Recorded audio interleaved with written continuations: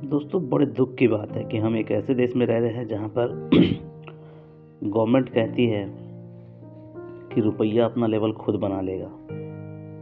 अरे ये बड़े शर्म की बात है। ये वो लोग हैं जो इस देश को चलाने के लिए पैसा लेते हैं। इनकी सेफ्टी, इनकी सिक्योरिटी हमारे टैक्स से होती है। उसके बाद ये हमें क्या जवाब देते हैं कि देश का जो अर्थव्यवस्था है वो तो जो समझते बूझते हैं वो अच्छे से जानते हैं कि देश का अर्थव्यवस्था कहाँ है। इनका आंकड़ा कुछ होता है, IMF का आंकड़ा कुछ होता है, RBI का आंकड़ा कुछ होता है।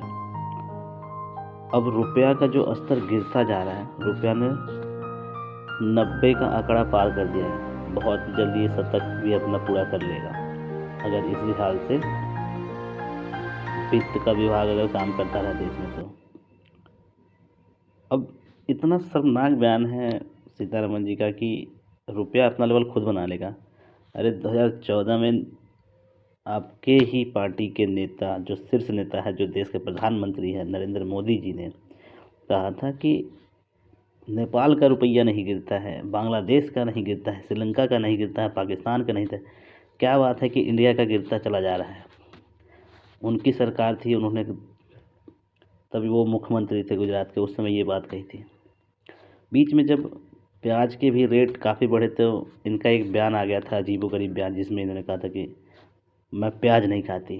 तो प्याज नहीं है, ये नहीं खाती, तो प्याज की कीमत से इनका कोई लेना देना नहीं। अब देश में गरीब तबके के लोग तो देश को झेल ही रहे हैं, जो भी कष्ट है। लेकिन अब उन लोगों को भी समझ में आ गया हो कि देश में गरीब अमीर नहीं, अगर कोई कुव्यवस्था है तो उसका जो भी दुख दर्द होगा वो सबको झेलना पड़ेगा।